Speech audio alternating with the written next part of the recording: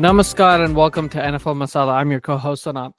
And I'm your other co-host, Ruckchuck. Welcome to season 3, episode 34 of NFL Masala, where we talk about all the latest happenings in the NFL with a little bit of spice. A lot of spices happened. A the lot sports in the realm. NFL, but a lot more in the NBA, which we're going to talk about in the dhamakedar news. But after the dhamakedar news, we'll also be today breaking down what happened during the championship weekend. Yeah, That the would make you conference, happy. the conference championship games. I The mean, conference championship games. We're we going gotta to be talk breaking about it. down that in this episode and then previewing the Super Bowl in a future episode that will be released later during this week before the Indeed. Super Bowl.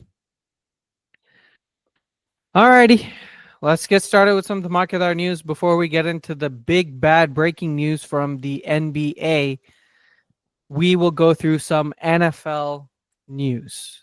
One, we've heard a lot of trade rumors for several high-profile veteran players across different positions this year, with two of them being the wide receiver position and the edge rusher positions. In terms of the wide receivers, we've now seen officially that Cooper Kupp is now going to be seeking a trade immediately after the Super Bowl, after the season starts. And it's not him specifically, it's the team. He was informed by the Los Angeles Rams that the team will be seeking a trade immediately. He says that I don't agree with the decision and will always have believed it was going to begin and end in LA in a social media post. So he's highly motivated and healthy as ever as he prepares to head into the next season. So we shall see. We shall see where he lands now. If the team themselves are going to trade Cooper Kupp, it's probably going to be done. It's not like it's a player requested trade where it might not be done, but it is a scenario where the team wants to trade him away for draft capital right now. Before his play gets worse and the draft capital that they would get would be far lower. So they're selling him at a high point, presumably. That's what they're trying to look at. So let's look at from contractual perspective. After his 2021 season where he won the Triple Crown, he signed a 3-year contract worth $80 million total. He had finished his first season of that contract and was scheduled to have $29.8 million cap hit next season and $27.3 million in 2026. His guaranteed salary next season is only $5 million, and he has no guaranteed money in the final year of his contract in 2026. So, if they were to trade him during the post-June 1 salary cut, they will save $20 million towards their salary cap, 2025 salary cap. If they cut him this offseason, they'll save $15 million in cash and $7.5 million against the salary cap. Post June 1, they'll be taking on $22 million in terms of dead money due to some contractual stuff. So basically, they should trade him as quickly as possible. Looks like he's going to have to either have a new deal renegotiated with the oncoming team, or the team is going to have to refactor their existing deal for Cooper Kupp so that the cap hits. You mean restructure the deal? Restructure. There we go. Restructure the yeah. existing deal to make sure that that cap hit is not insane. So we'll see what happens. Do you think there are what are some potential trade candidates do you see? If for those that need a big veteran wide receiver, especially I would say a good target would be the Raiders because it's a new system, probably a new QB, someone to mentor Brock Bowers. And it'll be in a Chip Kelly style of offensive, even with Pete Carroll as the head coach. So maybe you could see someone like that go over there. Or, and I know Varun and Achut are going to get so crazy about it, but they've been saying the Patriots, almost every team that's available for every free agent, hey, come to the Patriots, ball. I said, you know what? Every time you guys say that, take a shot. It's now a drinking game. They're dead at this point. Yeah. But so I agree with you. I think, well, for the Patriots and Raiders, I think for Cooper Cup, I think he would want to go to a winning organization, right? Or at least in an organization that's about to win, considering he's like 31 years old. So he's going into the twilight of his career. So that's why I think he should come with the Packers. He should come on over. We need a wide receiver one position. We need some veteran experience in the wide receiving core. We are capable of getting to, deep into the playoffs. We've shown that we can with a young roster. We just add a couple of more veteran top tier pieces that might push us over the top. Just like what the Eagles have done with their defense and their offense, getting AJ Brown has helped tremendously for Jalen Hurts and his game. Getting Saquon Barkley is the reason, or one of two reasons, why they're in the, they're this successful in the playoffs right this year. So I feel like, and the Packers are not shy of making big moves. I mean, right? They went, since Brian Gutekunst has joined the Packers, he's always swung for the fences, right? He's signed free agents in Zadarius Smith, Preston Smith, Adrian Amos back then, who was a really good safety, like a top 10 safety. Then he did it again with Josh Jacobs and Xavier McKinney. In terms of trading for players, he doesn't really do that like Howie Roseman would, right? So I think that's going to be the biggest thing.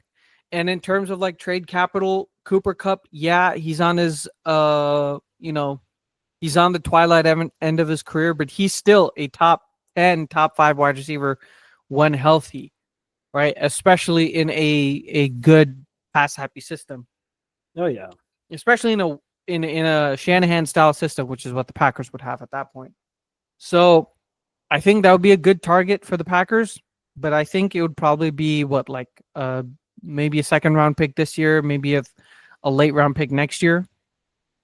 It's gonna be a package for. There's gonna be a package for sure. Yeah, a couple of first and second rounders and all that. Okay. Alrighty. What's next? Second bit is I was actually surprised by this today. According to star defensive end Myles Garrett himself, he sent a statement on Monday, and he said this. Just clearing out my throat, folks. As a kid of dreaming of the NFL, all I focused on was the ultimate goal of winning a Super Bowl. And that goal fuels me today more than ever.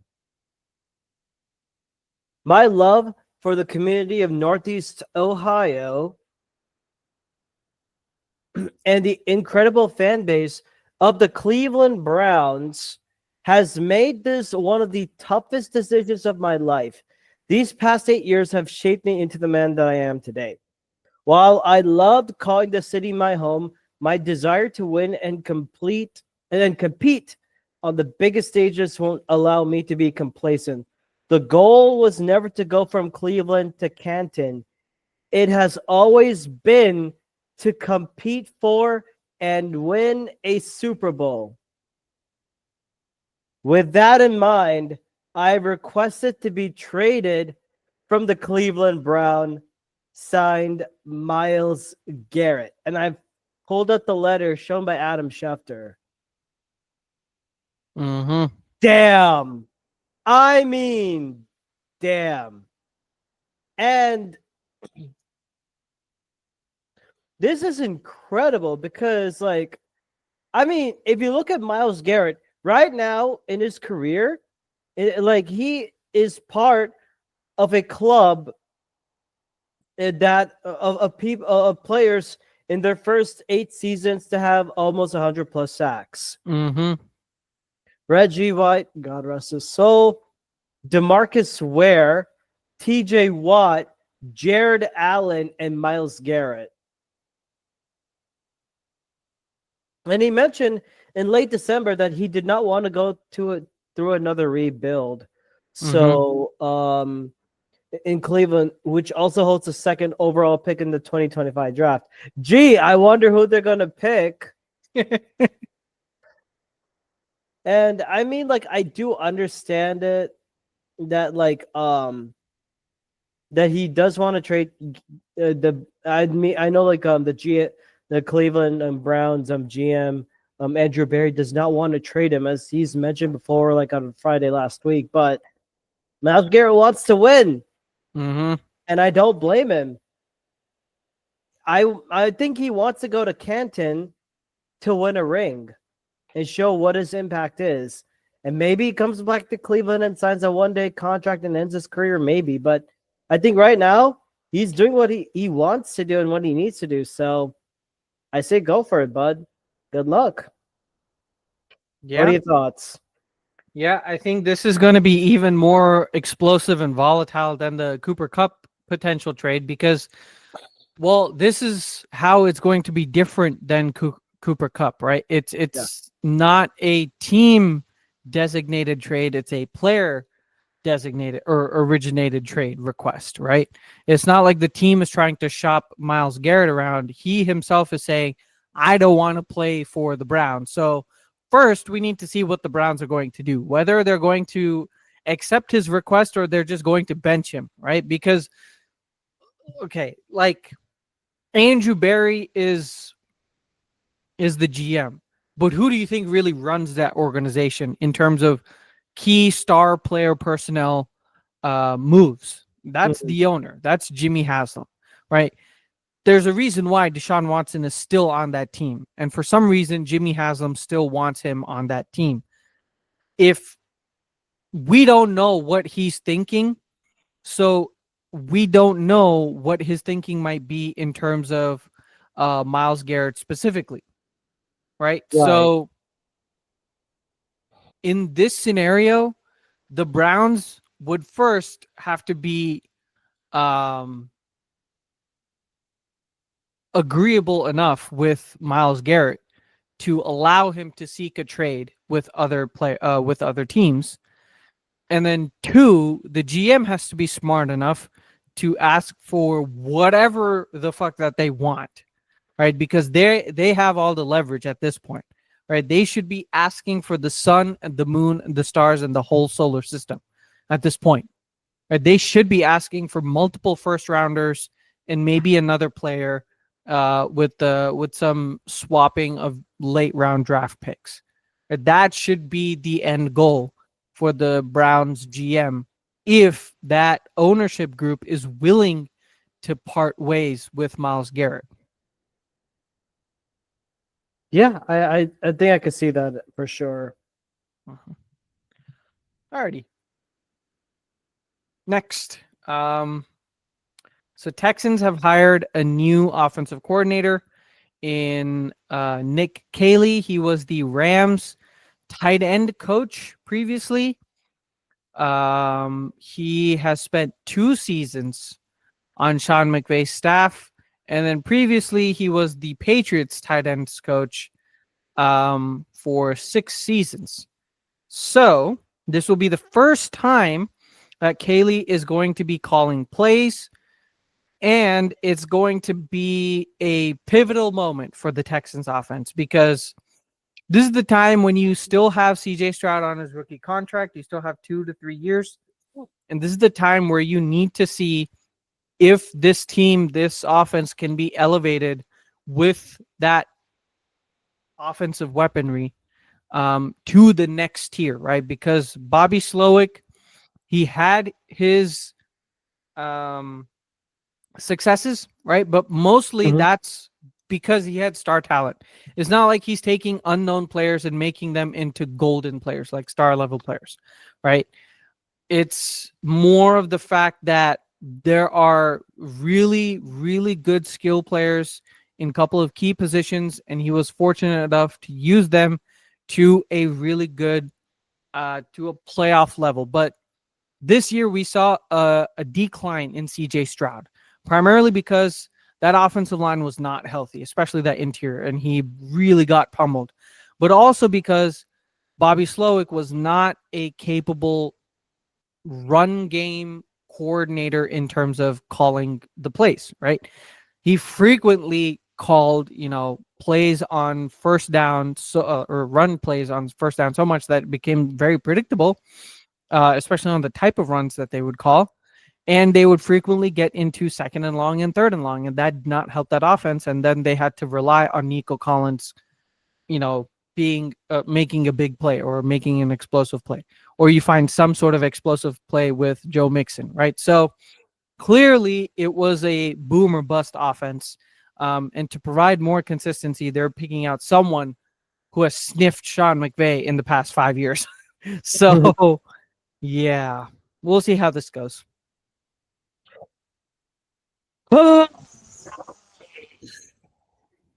Yeah, I'm definitely looking forward to see like how Nick Casey improves like this Texans offense, and if they actually start going more and addressing the offensive line. What did we say about the mantra, Anand? Build through the trenches. That's what they gotta do. And now we have to talk about what the hell happened in the NBA. I thought this was going to be the greatest week of my life, just focusing on the Super Bowl, nothing else. Mm-hmm. I find out from Abhishek and from ESPN NBA insider Shams Charania, and he said, yes, no, I am not being hacked. There was a trade that happened in the National Basketball Association on Saturday. There was a trade. And it involved two teams, the Los Angeles Lakers and my Dallas Mavericks. Now, I'm going to try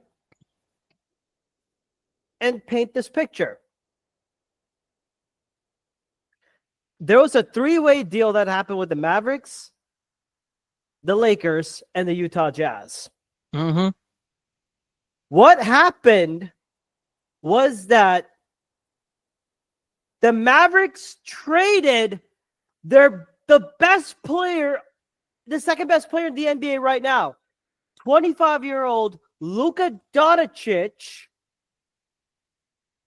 to the Lakers, along with Markieff Morris, some depth piece, and Maxi Kleber, whom I wanted gone anyway, in exchange for a 30-plus-year-old Anthony Davis, an unknown guy in Max Christie, and a 2029 first-round pick.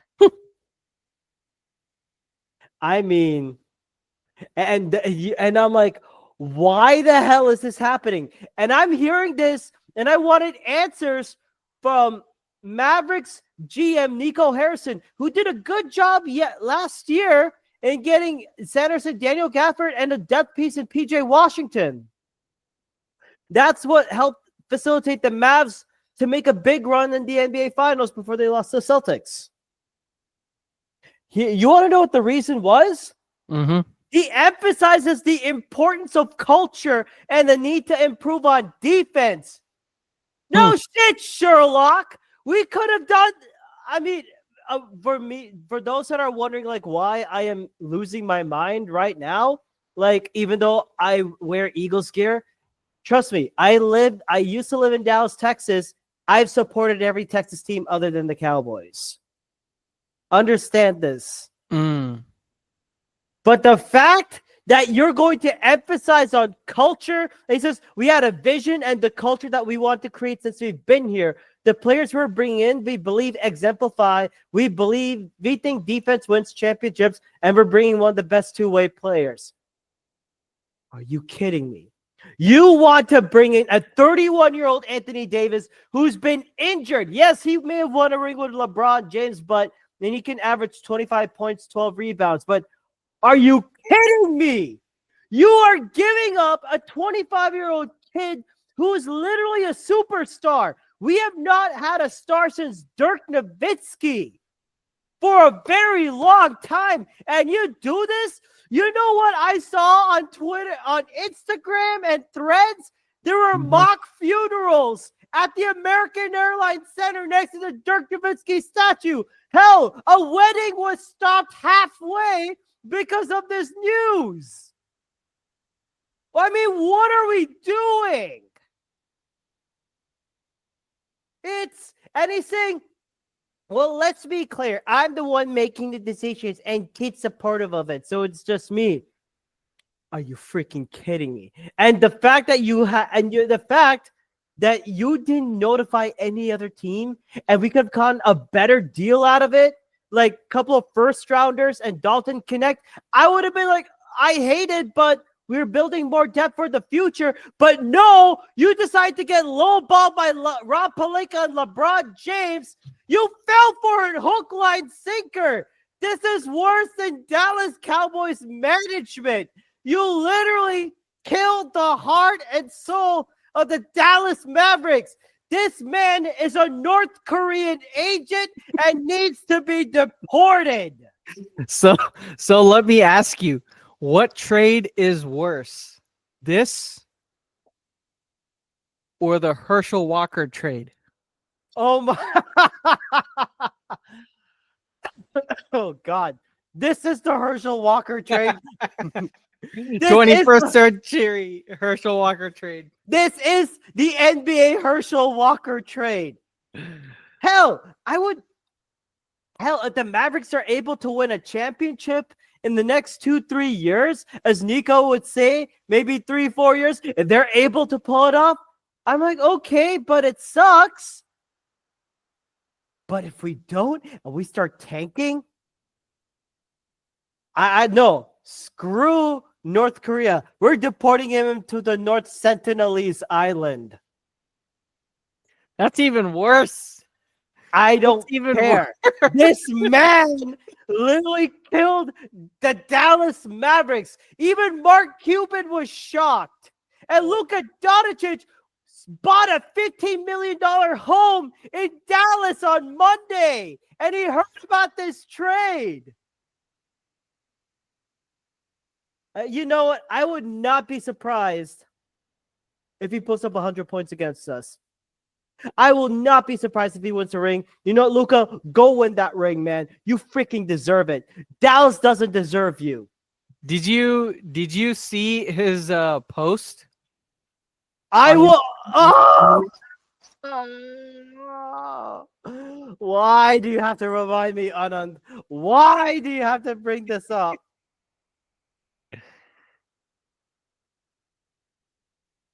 That man, Nico Harrison, is a terrorist. He should be on the FBI watch list right now. Yep. I'm just trying to pull up that let me see. Where is this? I need to search this up. I need to show it to everyone. Can you tell me what would this be in NFL terms while you're pulling this up? I just want to understand this. Why the hell did Nico Harrison get drunk? Did he lose a bet on a drinking game? Holy shit. Dude, Luka Doncic's post on Twitter has guess how many likes? Over 1 million likes. Okay, well, close. 658,000 likes. But yes, in terms of the NFL, I would say this is equivalent to Joe Burrow and Jamar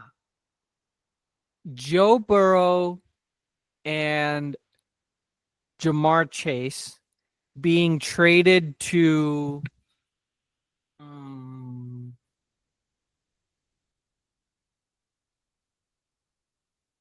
Did Yeah. Deshaun Watson? No. Because Deshaun Watson is not a good player. At least Anthony Davis, when not injured, is at least a decent player, right? Deshaun Watson is the lowest of the low, not just as a human being, but as an actual NFL caliber player. No, this would be Joe Burrow and Jamar Chase being traded to the Rams for Matthew Stafford. Mm-hmm.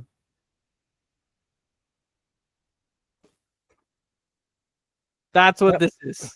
Or no, to the Seahawks for Geno Smith. There we go. That's a better trade.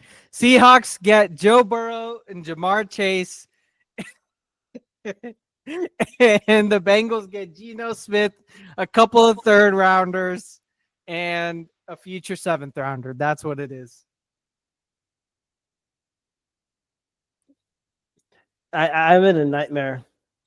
So this is Luka Doncic's. He said 7 years ago, I came here as a teenager to pursue my dream of playing basketball at the highest level. I thought I'd spend my career here, and I wanted so badly to bring you a championship. The love and support you all have given me is more than I could ever have dreamed of. For a young kid from Slovenia coming to the U.S. for the first time, you made North Texas feel like home. In good times and bad, from injuries to the NBA Finals, your support never changed. Thank you, not only for sharing my joy in our best moments, but also lifting me up when I needed it most.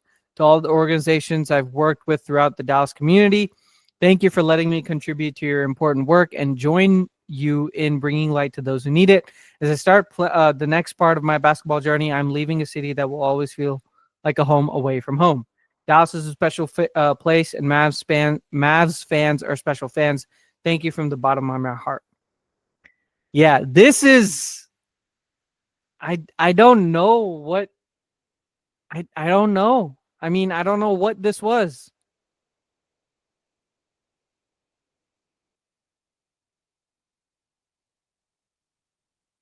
I never thought I'd say this in my life. But I think I may have to switch teams for now. Oh no.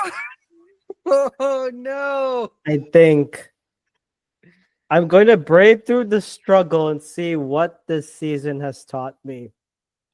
He's also not eligible for the Supermax deal in 6 year, $345 million. He's not eligible for it, right? Yeah, Because LeBron James already has it or something like that? something like that. Yeah, but now the people are saying, oh, the Mavericks are going to win a championship. It's like, how? Because the Lakers don't have a center? It's like, no, you idiot. We lost a core young player we could build around.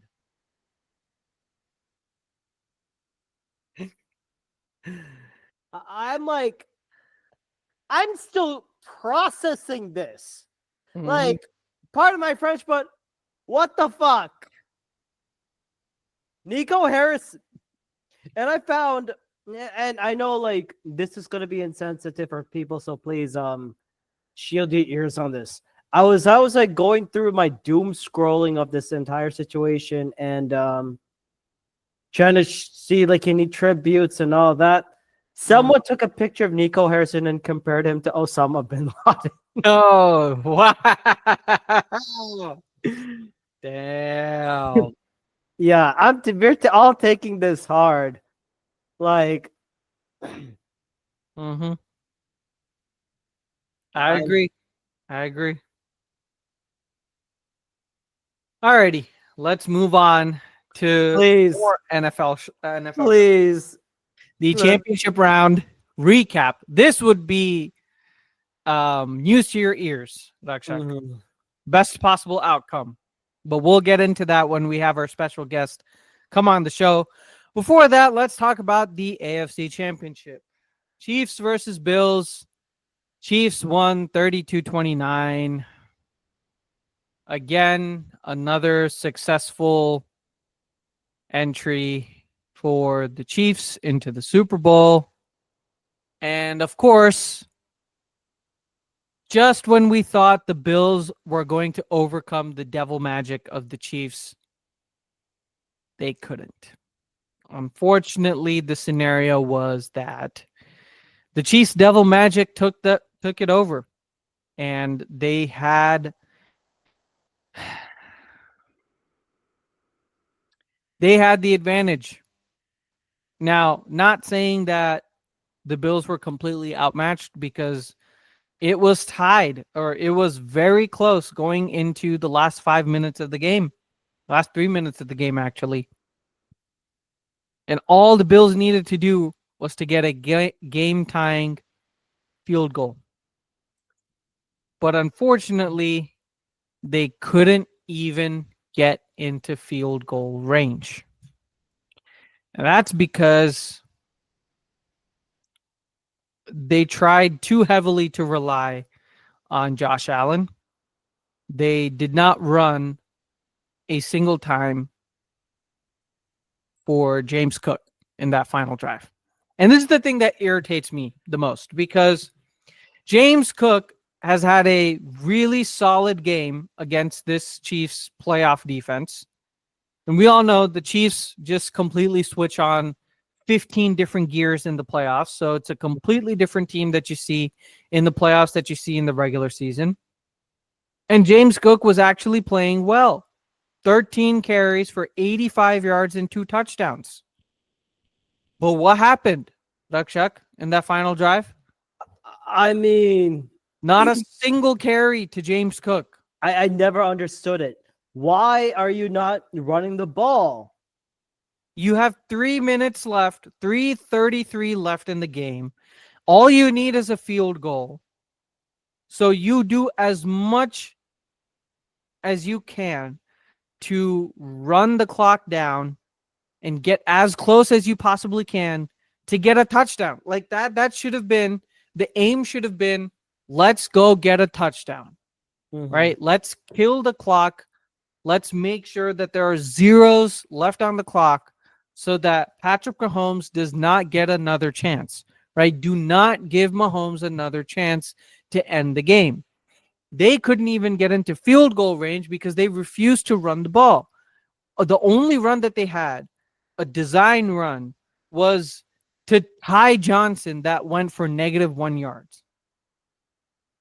And then Josh Allen scrambles for 13 yards. Like, that's the only thing. The next 4 plays were incomplete passes. I mean, how do you can't excuse that type of insane, asinine play calling. It just doesn't make sense. Why won't you run the ball on first down or complete, shorter passes? And when you do, on 4th and 5, Dalton Kincaid drops the ball. It was intended deep right. So, yes, the Chiefs' devil magic overcame the Bills' efforts. But this was as close as the Bills have come. Or actually, this is the second closest that the Bills have come to overthrowing the Chiefs. But unfortunately, they couldn't do it because the devil magic reigned supreme and they did not execute during crunch time. Any thoughts before I show a little bit of devil magic? I think the Bills' defensive. I thought, like, what really frustrated me a lot, that Bills defense playing that zone, playing a lot of zone. Why? And especially with Christian Benford being out, you know who took advantage of it? Xavier Worthy, DeAndre Hopkins. They kept on targeting Kyer Elam, who was shown flashes, but not a lot.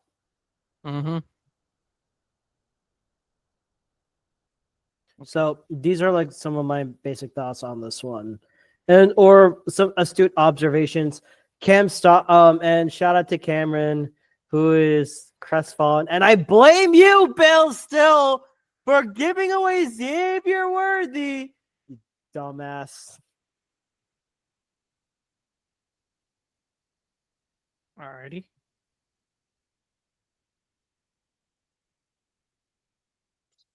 All right. So here is the first critical insane call, right? Insane missed call. It's not at this time. It's not the third down call, but it leads to that insane call. So it is 3rd and 3. They are in Kansas City territory. Right. They are leading, but only by 1 point. It's 13 minutes left in the fourth quarter. You need against Mahomes, you need every single drive to count for points, to count for touchdowns. 100%. So here they try and they get the first down with a, so Josh Allen's in shotgun formation. It's a fake pass. It's a tight end screen to Dalton Kincaid, get the ball out quickly away from what looks to be a blitz. Yeah. Well, looks to be a blitz right here because you got 5 players here coming in. So you got the safety peeling off the blitz to get the tight end, and Dalton Kincaid tries his best. He gets close, right? He gets right close to the first yard. Yeah, to the first round marker. If you look at where exactly he lines up, where his knee goes down, it's right there. 1 yard. It literally should be 4th and inches, right? Yeah. It should be 4th and inches with half the ball on the line to gain. Oh yeah. But no, that's not what they decide. This guy runs way behind the line to gain, almost a foot away from the line to gain, and they call it 4th down. All right. And look at where he spots the ball, right? Look at where they end up spotting the ball. Almost a foot and a half away from the 4th down line to gain. Wow. When half the ball was literally on the line to gain. They should have brought out the measuring sticks and got an automatic first down at that point, or at least 4th and inches. But no, they call it 4th and like half yards. So technically they call it inches, 4th and inches. And they run the Josh Allen push, right? Josh Allen shove. Yeah, but not exactly a tush push. Right, not exactly a tush push, which is why I'll just call it like a Josh Allen sneak. So he tries to sneak it, but if you look at where the ball is, it's clearly across the line, right? Or at least half the ball is across the line before his momentum is stopped, right? If we look at where his momentum is initially stopped, it's right there. Right there is when his momentum is clearly stopped. The ball, or at least half the ball, is clearly on or across the 40-yard line, which is where the line to gain was. Right? Right. So it should be a first down. This guy is clearly about to give a first down position, right? This judge right here. Yeah, first line judge. Look at this referee. Look at this referee. This line judge is clearly indicating that it's short. He has the better view, and he still didn't see that it was reviewed. I mean, look at this guy. This, he's right there. I see it. Just insane.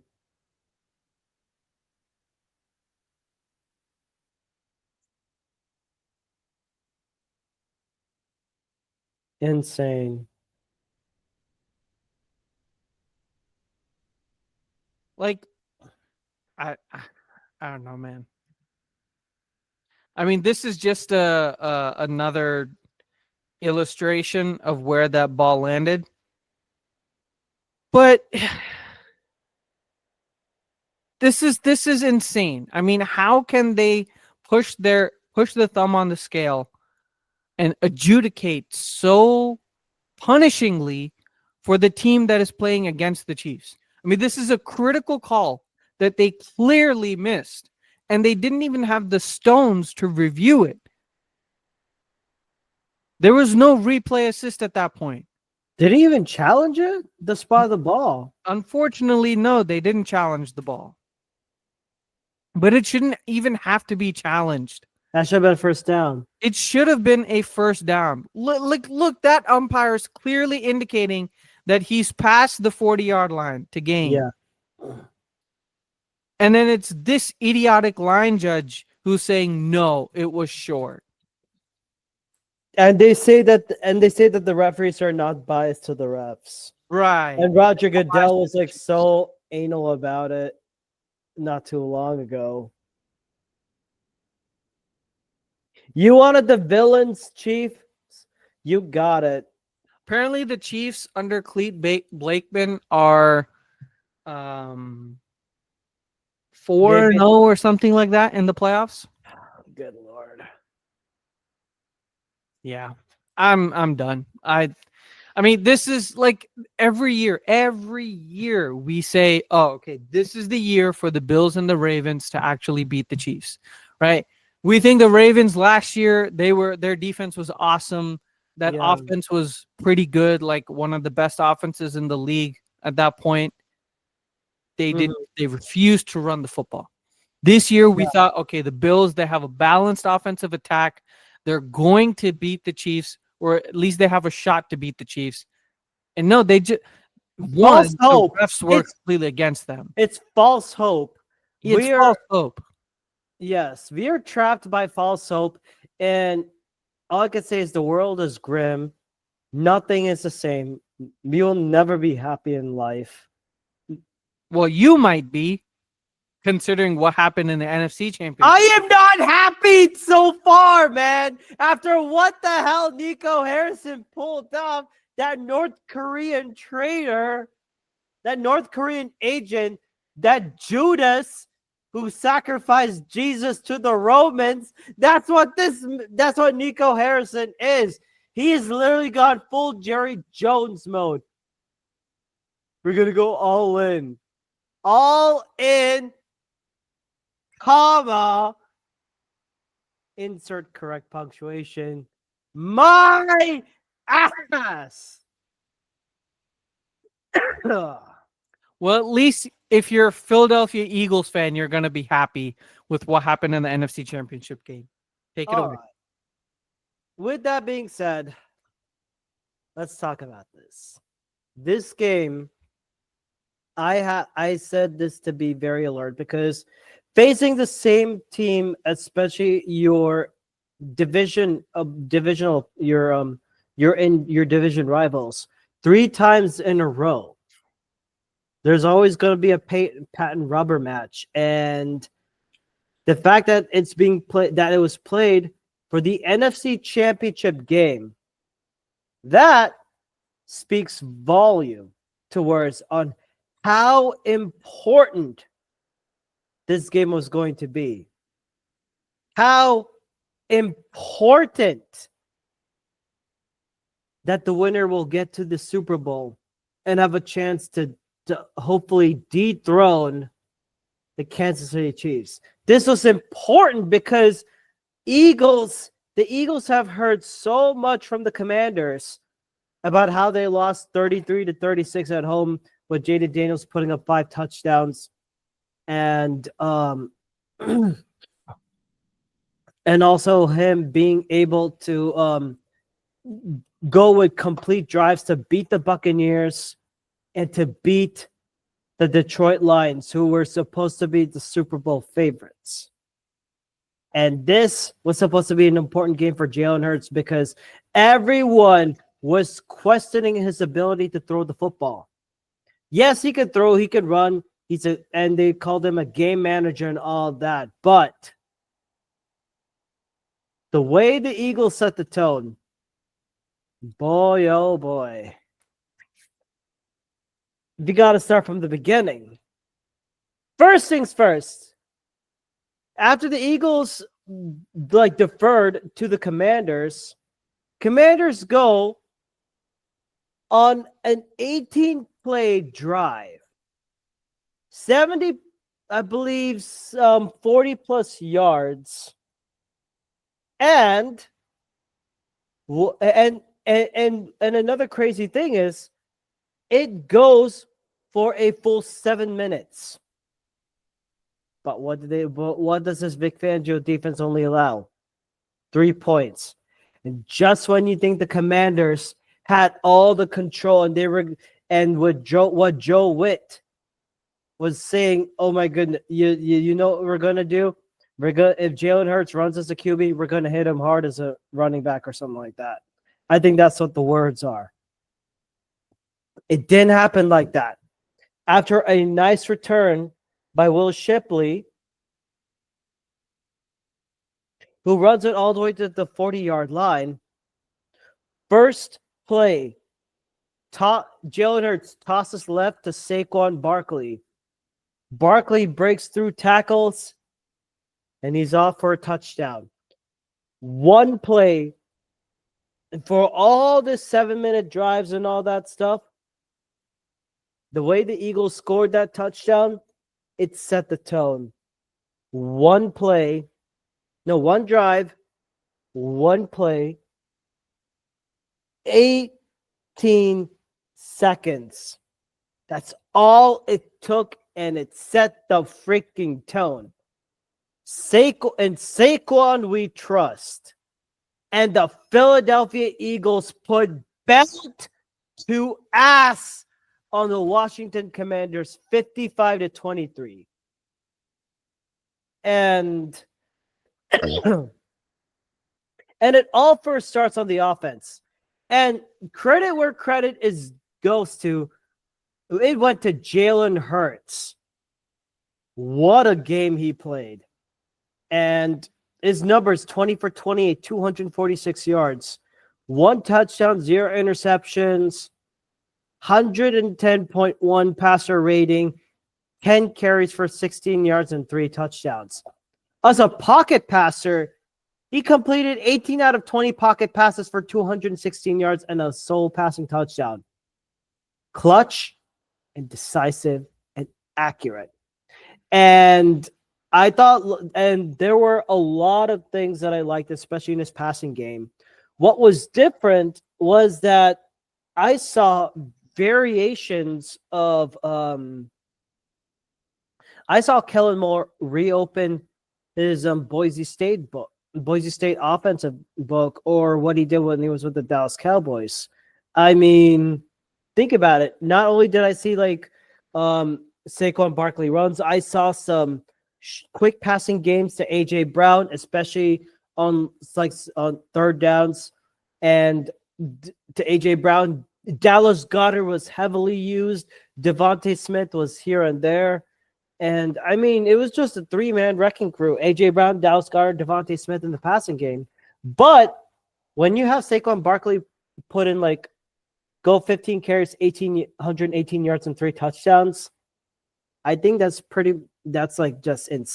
just great.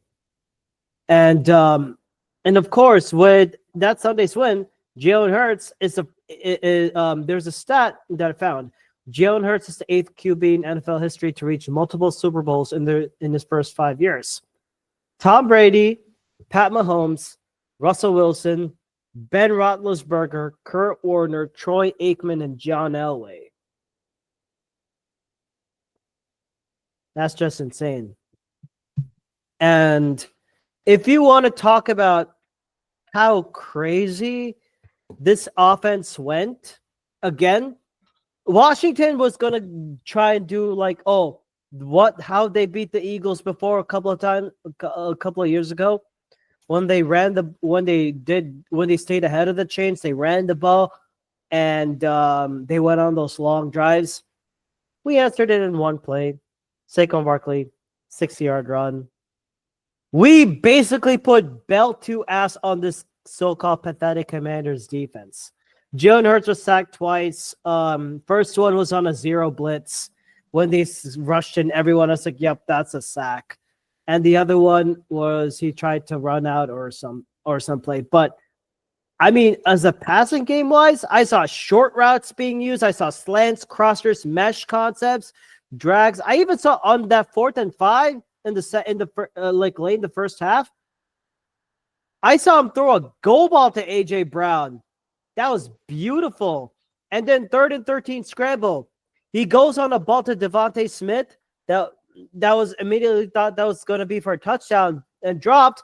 But Tweet, personal foul, no passing interference.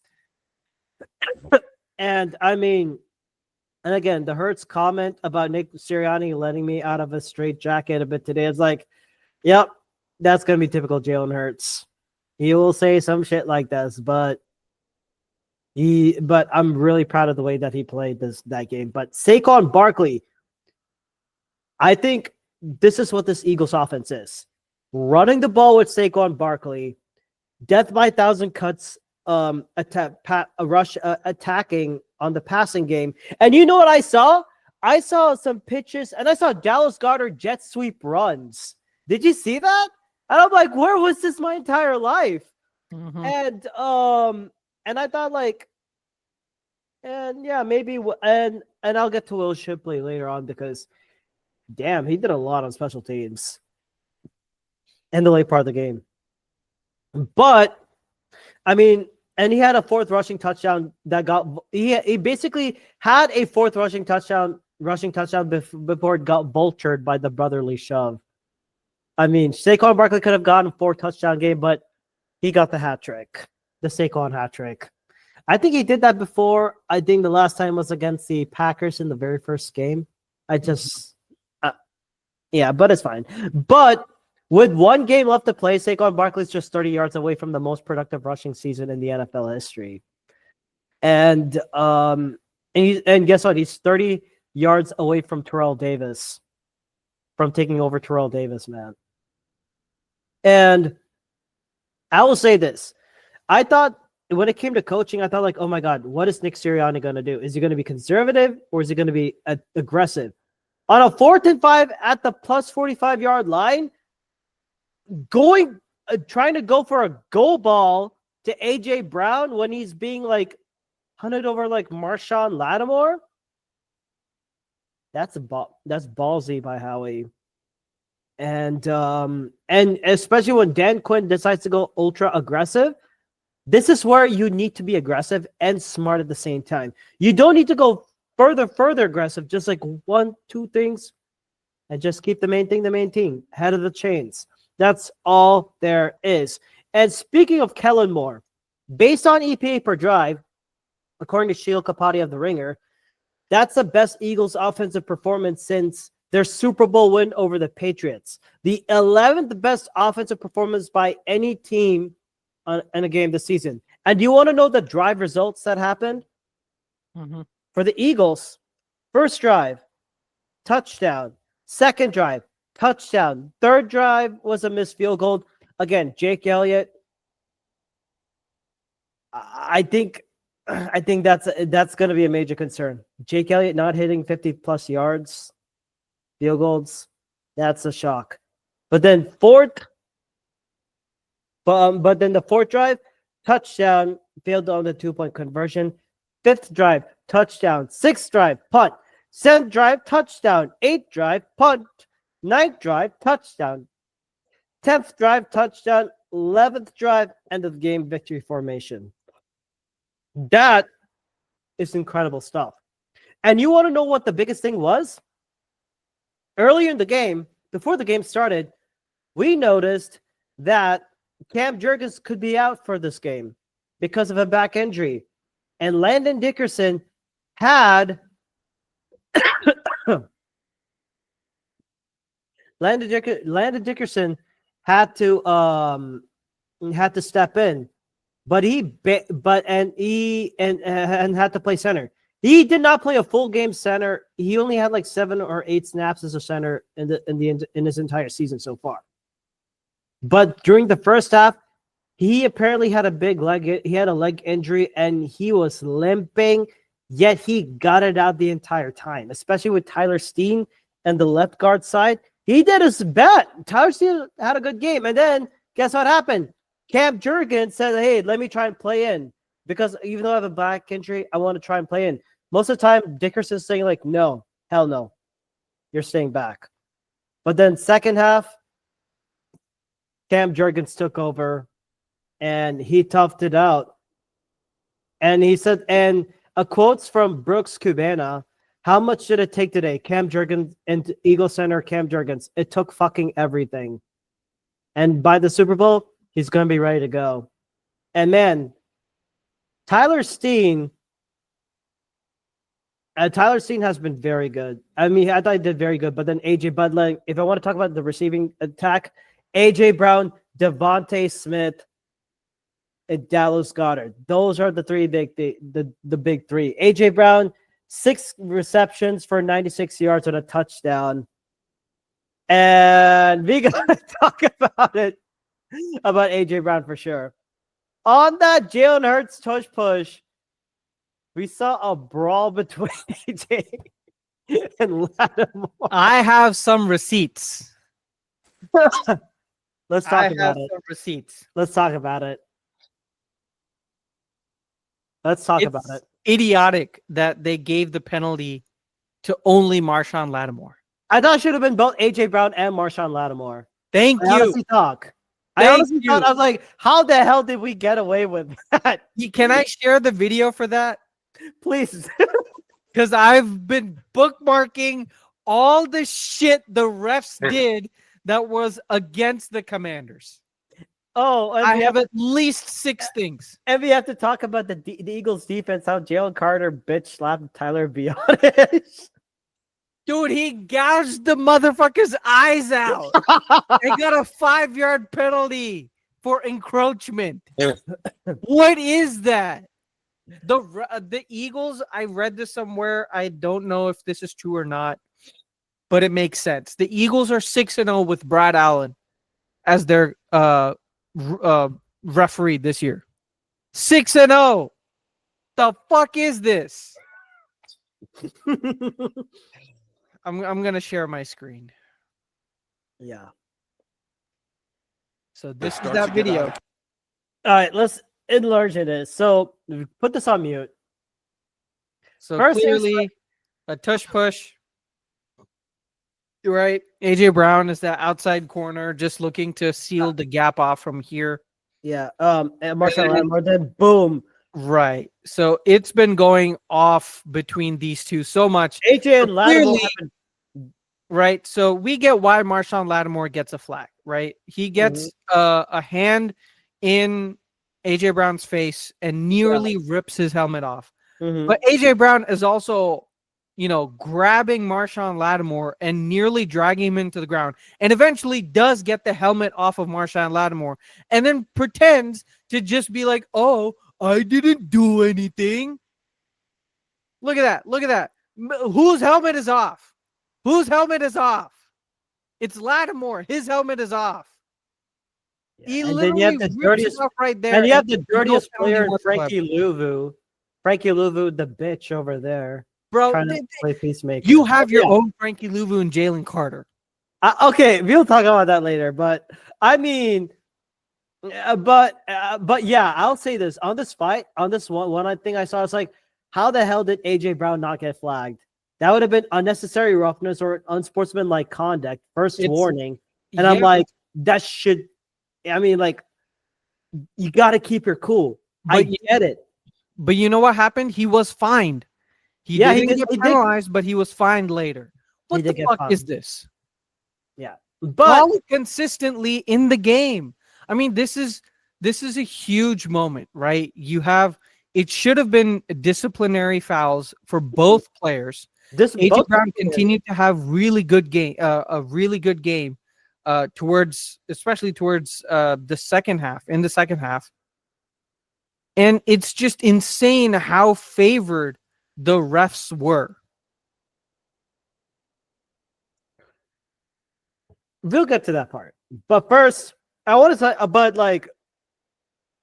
and we have to debate about the tush push or the brotherly shove, because that was the funniest thing I've ever seen in my entire life. I never understood there was a rule about it, but before we get to those critical plays, I was shocked that we had a backup running back in Will Shipley. I thought if I had a special teams player of the week, it would have gone to Will Shipley. Reason being, on that after the Commanders score on their first drive, Eagles Shipley receives it at the 5-yard line, runs it to the 40-yard line before he sets up the Saquon Barkley run. And then following drive, I believe, following kickoff, Shipley forces a fumble on the Commanders' kick return, gives the Eagles the ball on the 24-yard line. Then the Birds get a touchdown on it, 15-point lead. Then the crucial moment is when Kenny Gainwell got out. He was ruled out of the game with a concussion. Shipley steps up as a number 2. First play, he runs. He goes for 57 yards. Mm-hmm. And I'm like, oh my God, is he going to pull it off? And then he gets stopped immediately. And I'm like, oh, damn. But I was happy for him. I was happy that he got his touchdown. Found the end zone for the first time in his NFL career. 4 carries for 77 yards and a touchdown. Incredible. But I could talk about all the offense and the new exotic schemes that Kellen Moore was playing. But I want to talk about my defense. Big Fangio brought the belt and whooped that ass. He whooped the Commanders' ass so bad it became burgundy and gold. Did you know the Commanders were averaging 373.3 yards per game and 28.8 points per game? Did you know that? Mm-hmm. Eagles kept them at 350 yards and 23 points scored. Jaden Daniels was held to 72.8 worst passer rating. But one thing that kind of irritated me a lot on this Eagles team, you know what type of defensive scheme that I hate the most? Let them know what when you have the right personnel, zone works. But if you're playing zone 100% of the time, I hate it. You know, that's what the Eagles played most of the time this year, right? Right. It was mainly cover 2. And I'm like, for example, if you watch this play, why the hell are you sticking cover 2 the entire time? But apparently, Jaden did. But what I saw is like as he's sticking there, boom, it looked cover 2. And it was called on a drop back.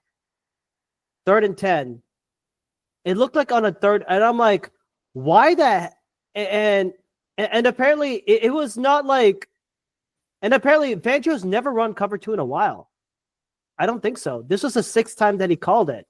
Yeah, 2% on the entire year in terms of cover 2 zone. I mean, that's just incredible. And I mean, for some nitpicking, we got to talk about those plays, especially when what the Commanders would do best when they use the hurry up tempo and quick passing game, and Jaden Daniels is about to use his legs.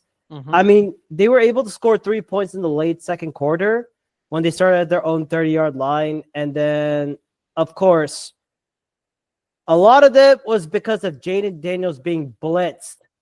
Why? If you're going 3-man, 4-man fronts, that's all you needed. And speaking of sacks, man, Oren Burks, Nolan Smith, and of all people, Jordan Davis. We had a Jordan Davis playoff sack before GTA 6. Jesus. Yeah, and of course, like, we got to talk about Jalen Carter, man. Team high 8 pressures, according to PFF. No Eagles defender had more than 4. Peter. That's what he is. Oh, are you talking about the one where he slapped Biotish to another galaxy? Let me pull this off. He didn't slap him. He gouged his. Oh, that one. Okay. He's like, yeah. So this is what happened. I don't know what play this was. He thought he got poked. Boom! It's like that that skit from Dave Chappelle, the Rick James skit. It's like what the five fingers say to the face. Slap! That was cold-blooded. He basically Jalen Carter was Rick James, bitch. Look at him. I'm Rick James, bitch. I mean, Carter was insane, but we'll talk. But yeah, again, penalties and all that. But man, but another thing, especially with Bryce Huff not working out and Brandon Graham being out for the season, I have never seen a bigger improvement than a Nolan Smith this year. Had 4 stops, 4 pressures, including a 4th down sack to force a turnover on downs. He is up to 10.5 sacks in his last 15 games. The Eagles' top 10 all-time playoff sack leaders, number 1 is Brandon Graham with 5.5. Guess who's number 2? Reggie White. I thought Reggie White. Reggie White has 4. Nolan Smith has 4.5. Wow. Nolan broke Reggie White's record. And I'm like, damn. So maybe you bench BG and Nolan Smith goes off because he's been playing extremely well. And Jalen Hunt, I thought that guy was a bust, but he's been very disruptive on the other edge, especially when you're playing when you're playing that 4 or 5 man front. Jalen Hunt and Nolan Smith, those guys going at fast speed mode, beautiful. And even with Josh Sweat, and Josh Sweat is fighting for a contract. He's trying to get paid, but Nolan Smith is overstepping him. I'm like, hey, I ain't gonna argue with that. And my God, you want to talk about Zach Bond? That signing, he basically made another defensive play. In that one tackle, in that one play to De'Ami Brown, right? Jaden Daniels throws a pass to De'Ami Brown. As he's running, Cooper DeJean is trying to like hold him off. He's able to do that. Zach Bond comes in, pop, peanut punch. I think this Eagles defense has been, I think they've been drilled on the peanut punch way too much. But hey, you know what? What are the 3 things that can kill offensive drives? Tell me, what are they?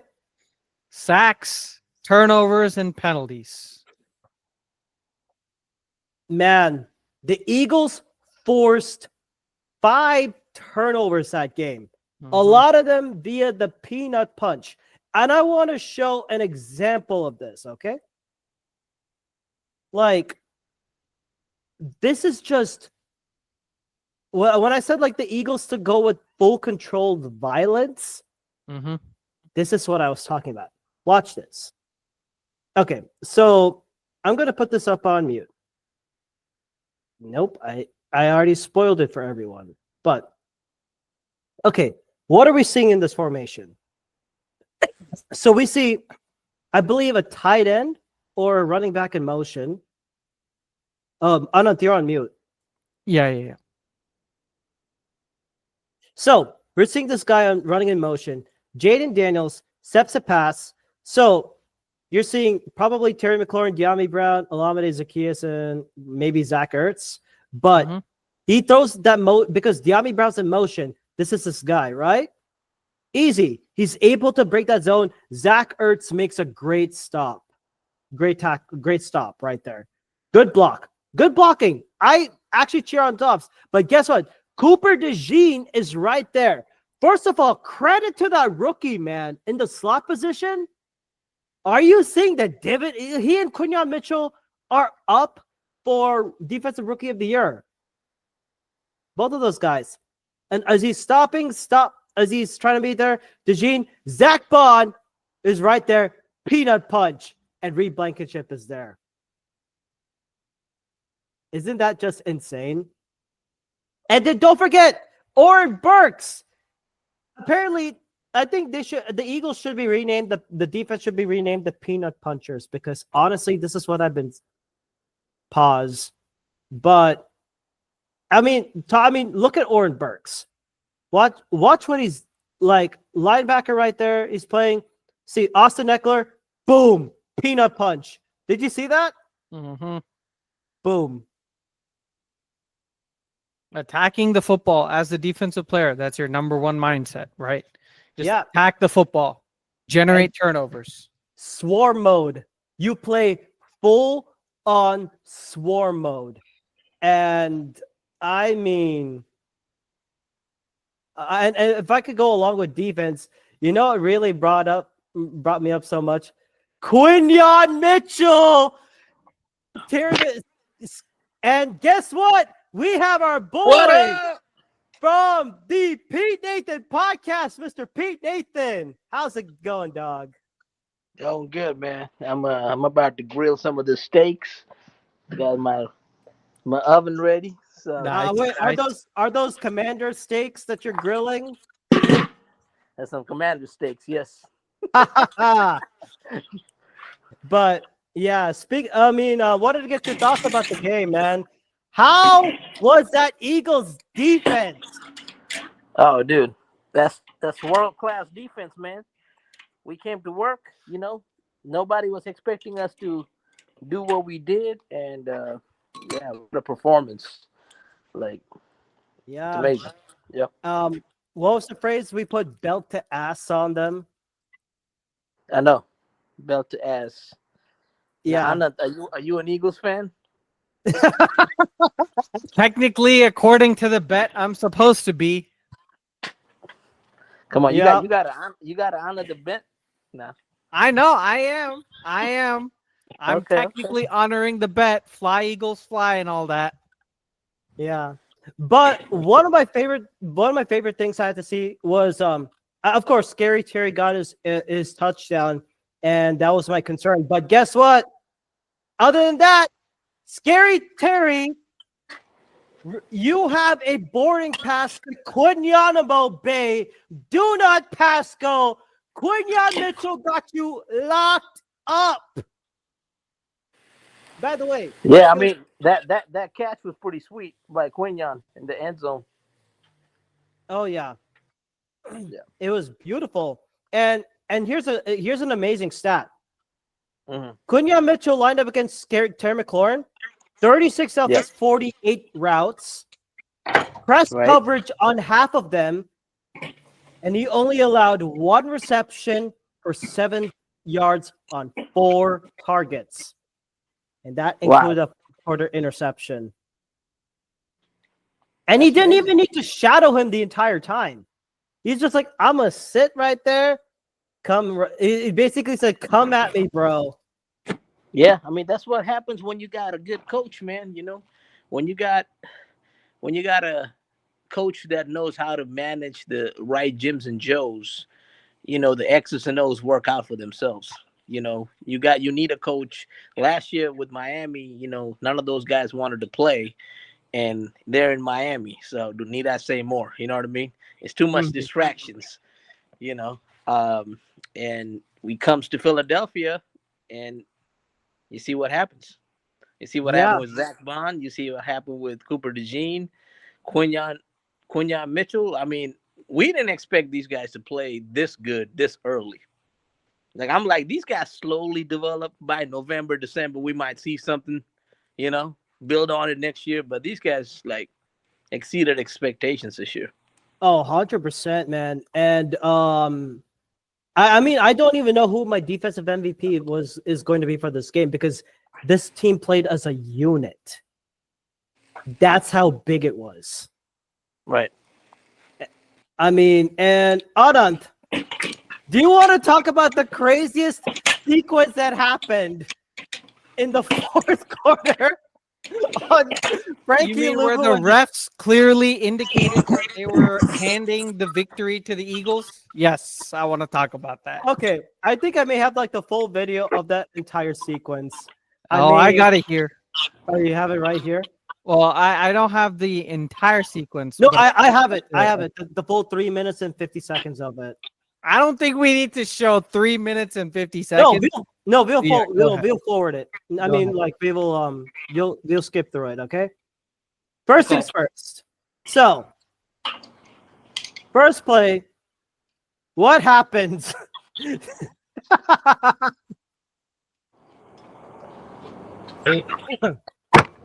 So, Pete, we're reviewing the greatest 3 minutes and 50 seconds ever. That tush push on what the hell happened. First play, Frank. Immediately gets stopped. Okay, I'm okay with it. Second and goal. And I think It was almost a fumble. it was almost Right. Almost a fumble. Yeah. now 2nd and goal. Guess what happens? Fakes the hike, and Luvu jumps over the guy. He was channeling his inner Cam Chancellor. That's Mhm. what he was doing. Yeah. I mean, they had to find some way to stop the stupid play from happening, right? Yeah. But that I feel like he tried too hard, and he had to, like, the problem with what he was doing is it requires precision timing. Frankie Luvu is not a linebacker known for his precision timing of his hits. He's just known to be a hard hitter, sometimes a dirty player, according to Eagles fans. He is Right? a dirty player. I mean, he's a dirty player. I mean, there's no way of About putting Jalen that Carter, nice. but we're not going to go there right now. What did you say? Repeat He's that talking about Jalen Carter on that Yeah. 1st and 5 where he like basically slapped. No, not slap. I'm talking about the eye gouge.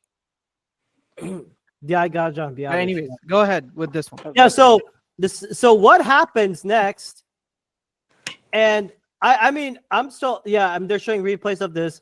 2nd time this happens on a 2nd and goal. He jumps the ball again. It's another encroachment penalty that's like half the distance to the goal. Right. And they're saying, And so at that point, right, they are basically saying, I think it happens for the 3rd time, and then the ref, if you can continue this. yeah. And so this is the 2nd unsportsmanlike conduct. So what happens right here? Instead of Frankie Luvu, he's trying to fake it, and then a couple of commanders. That should have been an encroachment penalty. They finally called it got an encroachment. penalty. Yeah. Now, here's where the controversy happens. What did the rules say, Anand? I don't know. This is the first time that it's happened, and apparently the refs are allowed to just give a score to the opposing team if the defense is causing penalties that delays the game in a completely unnecessary manner. I mean, Right. how? So to that point, like, you have to. What are you gonna do? What's the solution? Because you're at the give 1 yard warning, but you don't just say, hey, you guys cannot. Like, I get it. I get why they said what they said. Right. But it just seems, given the amount of decisions that have favored the Eagles throughout that entire game, it just seemed like they were handing the game off to the Eagles and saying, hey, you guys have the victory, right? They're basically saying, you're going to score anyways. Let's just give the score to you. The optics did not make sense. But the technical, I don't know if this is true or not. We still have to confirm this. Yeah. But apparently the refs can adjudicate if a score can be allowed to the offense if the defense is creating penalties to delay the game. But it's not like the defense is purposefully creating the penalties. They're trying to stop the play from happening. And there's only so many ways you can stop a stupid asinine play like that. But the problem is they don't penalize the Eagles for lining up offsides during that play. When you look at the overhead cam for that play, the center is clearly lined up way offsides, but they never call it for the Eagles. So why are they willing to give the score immediately to the Eagles if the defense is trying to stop it? That inconsistency is what people hate, and that inconsistency is what made this game and made this specific play so atrocious to watch. I think to that point, no other team can do that play as well as the Eagles. Right, So because the they're Eagles should not be cheating when they penalized line for up the doing a ball and they play get that away other with it. teams can't do, because they have the right personnel and they dial it up and they go for it. And till it's banned, that's a play you can legally use, right? And that's what I'm saying. That play should be banned because of the way that the Eagles run it. Or they need to make adjustments so that the center does not line up over the ball. But when you look at the overhand, like if you look at the bird's eye view of that play, you can see that the center is lining up almost across the ball. which is not how. That's literally against the rules. You cannot have the center line up on top of the ball. That would be a neutral zone infraction. Is he lining on top? Is that a 45 set? I'm sorry? Is that a 45 set, or is that like a 90 vertical set? A vertical angle, like directly like the overhead cam. Yeah. So all Look the at linemen are like not on a 45 set, right? Yeah. Because there's a 45 set too, right? 45-degree angle set. I would Are think you talking about a camera angle? No. I'm talking about the offensive linemen, the way they line up. So there's a 45 set, and there's a regular. I don't know what that's called. It's another way that they There's just line up right like next the to each V other. shape Yeah, versus the V the shape. That's straight the shape. 45. Mhm. Ah, okay. I didn't understand that terminology. Yeah. But So no, I don't. Maybe it is that, but I'm talking specifically about the center and the way that they line up. I'm not saying that the Eagles don't have the personnel. I mean, clearly one of the reasons why they succeed so well at this is because they have the personnel, right? They have that insane offensive line. They used to have Jason Kelsey, but they still have a really good center who can move. You also have Jalen Hurts, right? Who is a part of that, who's a special part of that play. So yes, it does work because of the personnel. And other teams like the Bills do run that or a variation of that play to some success as well. But that's more of a on quarterback. Josh Allen rather than the offensive line. Right. Right. So nobody does it like the Eagles do. But also they need to take a look into that play and see how they can run that play within the rule set that has been defined. Okay. Or they should just call the penalty as they see it. That's where the issue is. If you're willing to call an offsides and encroachment penalty, which were obvious penalties by the Commanders, I'm not saying that they weren't penalties. All those Eagles fans out there who are saying I'm a homer or I'm a hater, I'm not. They were clearly penalties. I think Cozy Brighton will say something. Cozy will say something. Yeah, for sure. like, I've given up trying to reason with him. Clearly, he's taken that Philadelphia delusion to a whole nother level. So I'm not even going to bother to reason with him. So it's not all delusion. I mean, some of that, like it's how it is, man. Just I'm sure if it's your team, you'll be saying some shit too. Like, I mean, I say that facetiously, but like, there's no way for me to reason with him because he's unable to see my viewpoint. But that's a whole nother topic. That's a whole nother topic.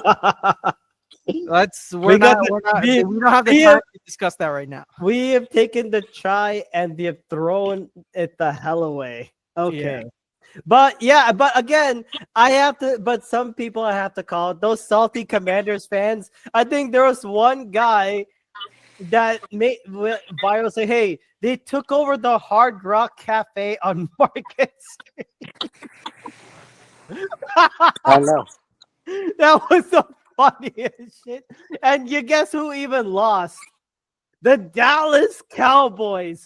Did you know the Philadelphia Eagles have been to 8 NFC Championship games and 4 Super Bowls since the Dallas Cowboys last went to 1 of 5?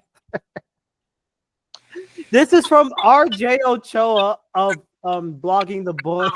Here's a crazier stat, right? Every single NFC team has been to the NFC Championship game except for the Cowboys since 1996. That includes the Panthers, the Bears, and all of the other dysfunctional NFC teams that exist. All of them have gone to the NFC Championship other than the Cowboys since 1996. That's how pathetic their playoff record has been. Right. Yeah. Other than that, all I have to say is when you're forcing 4 turnovers, you put up a 50 burger and you only get sacked twice. You're winning 2 out of the 3 things I've been asking you to do. You take that big belt and you go, what? I think I think the Eagles also wanted to make a point in this game and to let the Commanders know, look, we know what y'all did to us last time. We know you hurt our quarterback, right? You've been trying to hurt our quarterback for the last 2 games. You knocked him out of the last game, right? And we wanted to come and make a statement, and that was a statement.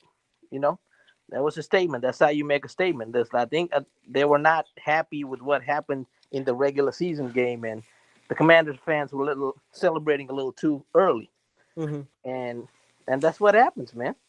That's what happens when you go against championship teams. You know, now we got to do the same thing against Kansas City. Yeah, and it's gonna be a tough game for sure. But I think as Pete best said it, the Eagles are going to their second Super Bowl in 3 years. Right. Against the Kansas City Chiefs, it is going to be a rematch.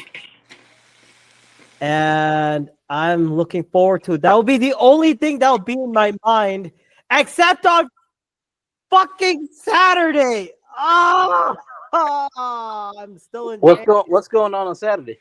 What happened on Saturday was that my boy Luka Doncic got traded to the freaking Lakers by North Korean agent Nico Harrison.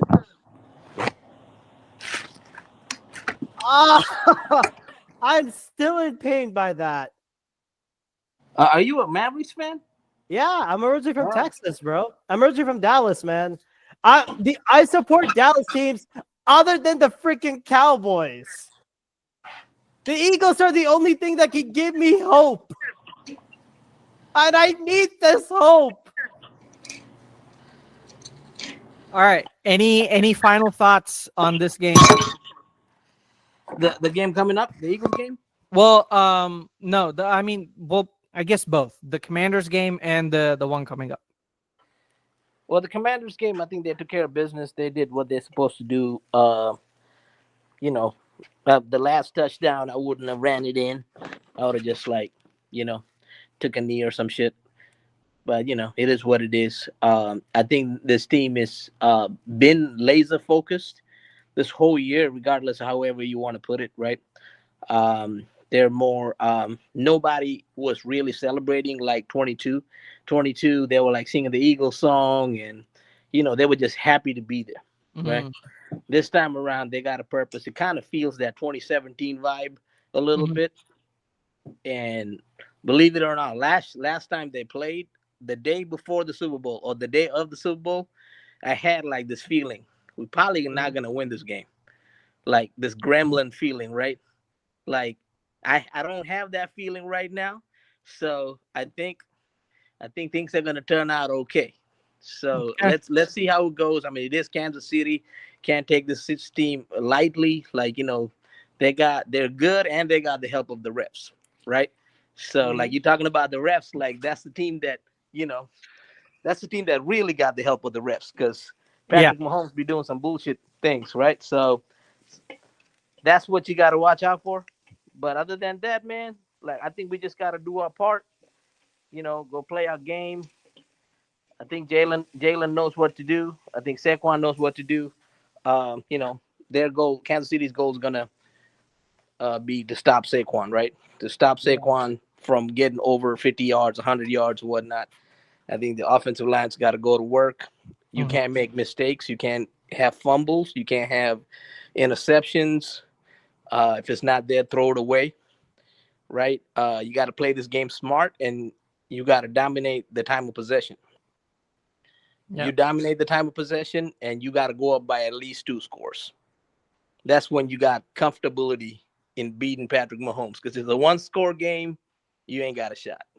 Yeah. And if Patrick Mahomes, if it's a 1-score game, keep the ball all the way to the clock hits 0. Right. Bills had the chance to do that, but no, they oh my god, they messed up so badly. Yeah. Anyways, all right. And then what's his name? Vic Fangio is also 0-8 against Patrick Mahomes. So you got that too. Damn. Right. So you're working against some stuff. You just have to go play your best game. You can't make a mistake. Like if NFC Championship was the best game, this got to be a better game. Like Jalen's got to throw and they got to run. They got to throw and run. And then you got to shut down Kansas City's run game because Pacheco is not 100%. And Kareem Hunt's good, but, if you can stop those two guys, you only got Kelsey. You can't let him eat too much because he's trying to propose over there. So, can't let that happen, right? Mm-hmm. So We'll see how that goes. I think we got this. Okay. All righty. Well, that's gonna be it for us today, right? Yep. If you guys have enjoyed, please leave us a review at one of the 4 podcast platforms that we host our podcasts on: Apple, Google, Spotify, and Pocket Casts. Or Chuck. We're also on YouTube, so make sure you like, share, subscribe on the NFL Masala YouTube channel. And we're also on the following social media platforms: Twitter/X, Instagram, and Threads under the username at NFL Masala 2022. That is at NFL Masala 2022. And Pete, where can they find your stuff? You can find me on Pete Nathan on YouTube, and then I'm also on Instagram, Pete86Nathan. And if y'all like food, and if you like something like a food channel, I got something called Feast with Pete. Like these steaks about to be done pretty soon. Hey, there you go. Check me out over there on YouTube, man. Feast with Pete. Awesome. Alrighty. Thank you so much for joining, Pete. Always appreciate your opinions on the Eagles on our podcast. Thank you, man. Thank you guys for having me. I might have y'all on mine pretty soon. Yeah. Yeah, I can't wait for that, man. I can't wait for it. Yep. Alrighty. Well, we're gonna hit you guys with our signature outro. Fly, Eagles, fly. I'll do one better. We all we got. We all we need. Fly, Eagles, fly. All right, go get that Super Bowl. Oh, and I'm going to New Orleans too. Oh, you are? Let's Oh, go. wow. Congratulations. That's nice. So I'll be there. I'll be there when we win. And on a note, the Super Bowl is 2 days before my birthday. My great birthday present will be for the Eagles winning. Let's get it. All right. That's what's up. Yeah. Hey, happy birthday, by the way. Appreciate it, dog. Appreciate it. Go Birds. Go Birds, y'all. All right. See you guys. See ya.